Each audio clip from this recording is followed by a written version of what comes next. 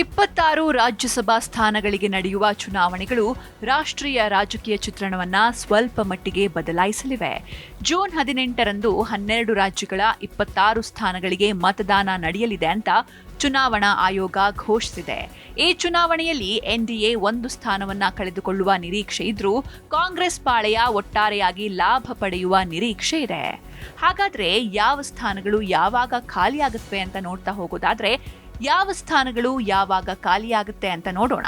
June 21 ಮತ್ತು July 19ರ ನಡುವೆ ಪ್ರಸ್ತುತ ಸದಸ್ಯರ ಅವಧಿ ಮುಕ್ತಾಯಗೊಳ್ಳುವ ಸ್ಥಾನಗಳಿಗೆ ಈ ಚುನಾವಣೆಗಳು ನಡೀತಾ ಇವೆ. ಈ ಸ್ಥಾನಗಳಿಂದ ನಿವೃತ್ತರಾಗ್ತಾ ಇರುವ ಪ್ರಮುಖ ವ್ಯಕ್ತಿಗಳಲ್ಲಿ ಮಾಜಿ ಪ್ರಧಾನಿ ಎಚ್.ಡಿ. ದೇವೇಗೌಡರು, ಕಾಂಗ್ರೆಸ್ ಅಧ್ಯಕ್ಷ ಮಲ್ಲಿಕಾರ್ಜುನ ಖರ್ಗೆ, ಮಾಜಿ ಮುಖ್ಯಮಂತ್ರಿ ದಿಗ್ವಿಜಯ್ ಸಿಂಗ್, ಕೇಂದ್ರ ಸಚಿವರಾದ ರವೀಂದ್ರ ಸಿಂಗ್ ಮತ್ತು ಜಾರ್ಜ್ ಕುರಿಯನ್ ಸೇರಿದ್ದಾರೆ. 26 ಸ್ಥಾನಗಳಿಗೆ ಪ್ರಸ್ತುತ ಪಕ್ಷದ ವಿಭಜನೆ ಹೇಗಿದೆ ಅಂತ ನೋಡ್ತಾ ಹೋಗೋದಾದ್ರೆ, ಎನ್ಡಿಎ ಪಕ್ಷ 18 ಸ್ಥಾನಗಳು, ಕಾಂಗ್ರೆಸ್ ಪಕ್ಷ 4 ಸ್ಥಾನಗಳು, ಜೆಎಂಎಂ ಪಕ್ಷ 1 ಸ್ಥಾನ, ವೈಎಸ್ಆರ್ಸಿಪಿ ಪಕ್ಷ 3 ಸ್ಥಾನಗಳು. ಇನ್ನು ಹೊಸ ಚುನಾವಣೆಗಳ ನಂತರ ನಿರೀಕ್ಷಿತ ಸ್ಥಾನಗಳನ್ನ ನೋಡ್ತಾ ಹೋಗೋದಾದ್ರೆ, ಎನ್ಡಿಎ 17 ಸ್ಥಾನಗಳನ್ನ ಗೆಲ್ಲುವ ಸಾಧ್ಯತೆ ಇದೆ, ಕಾಂಗ್ರೆಸ್ 5 ಸ್ಥಾನಗಳನ್ನು ಗೆಲ್ಲುವ ಸಾಧ್ಯತೆ ಇದೆ, ಜೆಎಂಎಂ 2 ಸ್ಥಾನಗಳನ್ನು ಗೆಲ್ಲುವಂತಹ ಸಾಧ್ಯತೆ ಇದೆ, ಹಾಗೆ ಟಿವಿಕೆ 1 ಸ್ಥಾನವನ್ನ ಗೆಲ್ಲುವಂತಹ ಸಾಧ್ಯತೆ ಇದೆ. ಇದರರ್ಥ ಎನ್ಡಿಎ 1 ಸ್ಥಾನವನ್ನ ಕಳೆದುಕೊಳ್ಳುವ ನಿರೀಕ್ಷೆ ಇದೆ. ಆದ್ರೆ ಕಾಂಗ್ರೆಸ್ ಅದರ ಮಿತ್ರ ಪಕ್ಷಗಳೊಂದಿಗೆ 3 ಸ್ಥಾನಗಳನ್ನು ಪಡೆಯುವಂತಹ ನಿರೀಕ್ಷೆ ಇದೆ.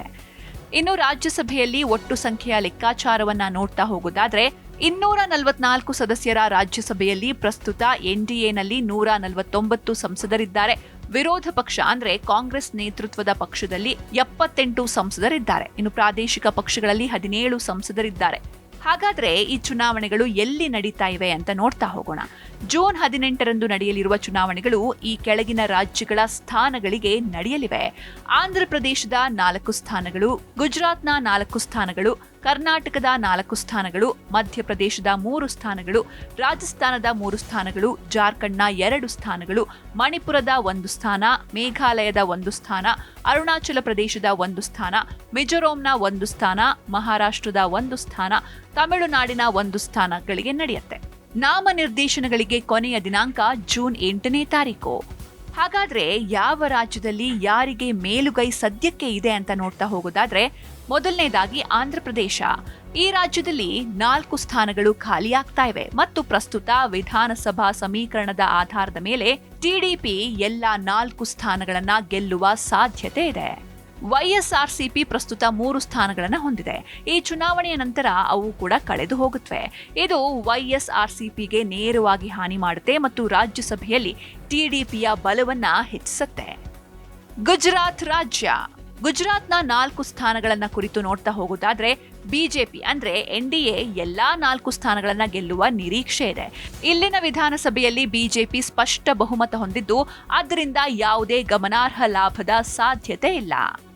ಇನ್ನು ನಮ್ಮ ಕರ್ನಾಟಕದ ವಿಷಯಕ್ಕೆ ಬರೋದಾದ್ರೆ, ಈ ಬಾರಿ ಕಾಂಗ್ರೆಸ್ಗೆ ಕರ್ನಾಟಕ ಅತಿ ಹೆಚ್ಚು ಲಾಭ ಗಳಿಸುವ ರಾಜ್ಯವಾಗಬಹುದು. ಇಲ್ಲಿ 4 ಸ್ಥಾನಗಳಿಗೆ ಚುನಾವಣೆ ನಿಗದಿಯಾಗಿದೆ. ಪ್ರಸ್ತುತ ವಿಧಾನಸಭೆ ಬಲಾಬಲದ ಆಧಾರದ ಮೇಲೆ ಅಂದಾಜುಗಳನ್ನ ನೋಡ್ತಾ ಹೋಗೋದಾದ್ರೆ, ಕಾಂಗ್ರೆಸ್ 3 ಸ್ಥಾನಗಳು, ಬಿಜೆಪಿ 1 ಸ್ಥಾನ. ಇದರರ್ಥ ಕರ್ನಾಟಕದಿಂದ ಕಾಂಗ್ರೆಸ್ ಮಾತ್ರ 3 ಸ್ಥಾನಗಳನ್ನ ಗೆಲ್ಲುತ್ತೆ, ಆದ್ರೆ ಬಿಜೆಪಿ ಕೇವಲ 1ಕ್ಕೆ ಇಳಿಯುತ್ತೆ. ಇಲ್ಲಿ ಕಾಂಗ್ರೆಸ್ ಗಮನಾರ್ಹ ನೇರ ಲಾಭವನ್ನ ಮತ್ತು ಬಿಜೆಪಿ ನಷ್ಟವನ್ನ ಎದುರಿಸ್ತಾ ಇದೆ. ಇನ್ನು ಜಾರ್ಖಂಡ್ ರಾಜ್ಯದ ಬಗ್ಗೆ ನೋಡ್ತಾ ಹೋಗೋದಾದ್ರೆ, ಜಾರ್ಖಂಡ್ನಲ್ಲಿ 2 ಸ್ಥಾನಗಳಿಗೆ ಚುನಾವಣೆ ನಡೀತಾ ಇದೆ. ಇಲ್ಲಿ ಜೆಎಂಎಂ ಕಾಂಗ್ರೆಸ್ ಒಕ್ಕೂಟ ಅಧಿಕಾರದಲ್ಲಿದೆ. ಇನ್ನು ಭವಿಷ್ಯದ ಫಲಿತಾಂಶಗಳ ಬಗ್ಗೆ ಗಮನ ಹರಿಸೋಣ. 2 ಸ್ಥಾನಗಳು ಜೆಎಂಎಂ ಕಾಂಗ್ರೆಸ್ ಮೈತ್ರಿಕೂಟಕ್ಕೆ ಹೋಗುವ ಸಾಧ್ಯತೆ ಇದೆ. ಬಿಜೆಪಿ ವಿಧಾನಸಭೆಯಲ್ಲಿ 21 ಶಾಸಕರನ್ನ ಹೊಂದಿದ್ರು ಮತ್ತು 4 ವಿರೋಧ ಪಕ್ಷದ ಸದಸ್ಯರ ಅಡ್ಡ ಮತದಾನದ ಮೂಲಕ 1 ಸ್ಥಾನವನ್ನ ಗಳಿಸಬಹುದಾದ್ರೂ ಪ್ರಸ್ತುತ ಲೆಕ್ಕಾಚಾರ ಮೈತ್ರಿಕೂಟಕ್ಕೆ ಅನುಕೂಲಕರವಾಗಿದೆ ಅಂತ ತೋರುತ್ತೆ.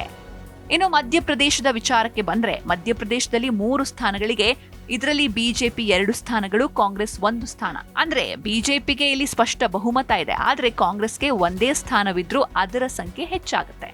ರಾಜಸ್ಥಾನದ ವಿಷಯಕ್ಕೆ ಹೋಗೋದಾದ್ರೆ, ರಾಜಸ್ಥಾನದಲ್ಲಿ 3 ಸ್ಥಾನಗಳಿಗೆ ಚುನಾವಣೆ ನಡೀತಾ ಇದೆ. ರವೀಂದ್ರ ಸಿಂಗ್ ಹಾಗೆ ಕಾಂಗ್ರೆಸ್ನಿಂದ ನೀರಜ್ ಡಾಂಗಿ, ಬಿಜೆಪಿಯಿಂದ ರಾಜೇಂದ್ರ ಗೆಹ್ಲೋಟ್ ಈ ಸ್ಥಾನಗಳಿಂದ ನಿವೃತ್ತರಾಗ್ತಿದ್ದಾರೆ. 10 ರಾಜ್ಯಸಭಾ ಸ್ಥಾನಗಳಲ್ಲಿ ಪ್ರಸ್ತುತ ಈ ಕೆಳಗಿನವುಗಳು ಲಭ್ಯವಿದೆ. ಬಿಜೆಪಿ 5 ಸದಸ್ಯರನ್ನ ಹೊಂದಿದೆ, ಕಾಂಗ್ರೆಸ್ 5 ಸದಸ್ಯರನ್ನ ಹೊಂದಿದೆ. ಇನ್ನು ವಿಧಾನಸಭೆಯ ಲೆಕ್ಕಾಚಾರವನ್ನ ನೋಡ್ತಾ ಹೋಗೋದಾದ್ರೆ ಬಿಜೆಪಿ 118 ಶಾಸಕರು, ಕಾಂಗ್ರೆಸ್ 67 ಶಾಸಕರು, ಬಿಎಸ್ಪಿ 2, ಭಾರತ್ ಟ್ರೈಬಲ್ ಪಕ್ಷ 4, ಆರ್ಎಲ್ಡಿ 1, ಸ್ವತಂತ್ರರು 8.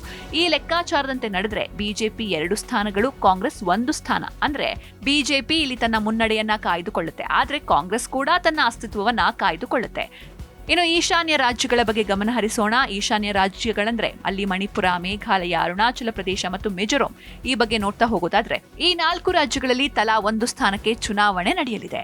ಸ್ಥಳೀಯ ಆಡಳಿತ ಪಕ್ಷಗಳು ಸಂಖ್ಯಾಬಲದ ಆಧಾರದ ಮೇಲೆ ಅನುಕೂಲವನ್ನ ಹೊಂದಿರುತ್ತವೆ, ಆದರೆ ಅವುಗಳ ಪ್ರಭಾವವು ರಾಷ್ಟ್ರೀಯ ಮಟ್ಟದಲ್ಲಿ ಒಟ್ಟು ಸ್ಥಾನಗಳ ಸಂಖ್ಯೆಗೆ ಹೋಲಿಸಿದ್ರೆ ಸೀಮಿತವಾಗಿರುತ್ತದೆ. ಇದರ ಜೊತೆಗೆ ಮಹಾರಾಷ್ಟ್ರ ಮತ್ತು ತಮಿಳುನಾಡಿನ ಚಿತ್ರಣವನ್ನ ಗಮನಿಸೋಣ. ಮಹಾರಾಷ್ಟ್ರ ಮತ್ತು ತಮಿಳುನಾಡಿನಲ್ಲಿ ತಲಾ 1 ಸ್ಥಾನಕ್ಕೆ ನಿಯಮಿತ ಚುನಾವಣೆಗಳ ಜೊತೆಗೆ 2 ಸ್ಥಾನಗಳಿಗೆ ಉಪಚುನಾವಣೆಗಳು ಸಹ ನಡೆಯಲಿವೆ. ಇನ್ನು ಉಪಚುನಾವಣೆಗಳ ಬಗ್ಗೆ ನೋಡೋದಾದ್ರೆ ಎನ್ಸಿಪಿಯ ಸುನೇತ್ರಾ ಪವಾರ್ ವಿಧಾನಸಭಾ ಚುನಾವಣೆಯಲ್ಲಿ ಗೆದ್ದ ನಂತರ ಮಹಾರಾಷ್ಟ್ರದ ರಾಜ್ಯಸಭಾ ಸ್ಥಾನ ಖಾಲಿಯಾಗಿದೆ. ಇಲ್ಲಿ ಎನ್ಡಿಎ ತನ್ನ ವಿಧಾನಸಭಾ ಬಲದ ಆಧಾರದ ಮೇಲೆ ಈ ಸ್ಥಾನವನ್ನ ಸುಲಭವಾಗಿ ಗೆಲ್ತಾ ಇರುವಂತೆ ತೋರ್ತಾ ಇದೆ.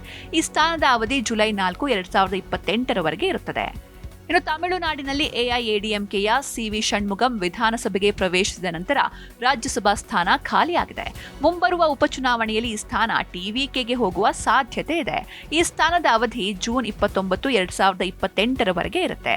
ಕಾಂಗ್ರೆಸ್ ಯಾವ ರಾಜ್ಯಗಳಲ್ಲಿ ಲಾಭ ಪಡೆಯುತ್ತೆ ಹಾಗೂ ಬಿಜೆಪಿ ಯಾವ ರಾಜ್ಯಗಳಲ್ಲಿ ಸೋಲುತ್ತೆ ಅಂತ ನೋಡ್ತಾ ಹೋಗೋದಾದ್ರೆ ಮೊದಲಿಗೆ ಕಾಂಗ್ರೆಸ್ನ ಲಾಭ ನೋಡೋಣ. ಕರ್ನಾಟಕದಿಂದ 3 ಸ್ಥಾನಗಳು. ಇದು ಕಾಂಗ್ರೆಸ್ಗೆ ದೊಡ್ಡ ಬೋನಸ್ ಅಂತ ಸಾಬೀತುಪಡಿಸುತ್ತೆ. ಮಧ್ಯಪ್ರದೇಶ ಮತ್ತು ರಾಜಸ್ಥಾನದಿಂದ ತಲಾ 1 ಸ್ಥಾನ. ಕಾಂಗ್ರೆಸ್ 2 ರಾಜ್ಯಗಳಿಂದ ಒಟ್ಟು 2 ಸ್ಥಾನಗಳನ್ನು ಪಡೆಯುತ್ತೆ. ಒಟ್ಟಾರೆಯಾಗಿ ಕಾಂಗ್ರೆಸ್ ತನ್ನ ಸ್ಥಾನಗಳ ಸಂಖ್ಯೆಯನ್ನ 4ರಿಂದ 5ಕ್ಕೆ ಹೆಚ್ಚಿಸಿಕೊಳ್ಳುತ್ತೆ ಮತ್ತು ಅದರ ಮಿತ್ರ ಪಕ್ಷಗಳು ವಿಶೇಷವಾಗಿ ಜೆಎಂಎಂ ಸಹ ಬಲವನ್ನ ಗಳಿಸುತ್ತೆ. ಇದು ವಿರೋಧ ಪಕ್ಷದ ಶಿಬಿರಕ್ಕೆ ಸುಮಾರು 3 ಸ್ಥಾನಗಳ ಲಾಭಕ್ಕೆ ಕಾರಣವಾಗುತ್ತೆ.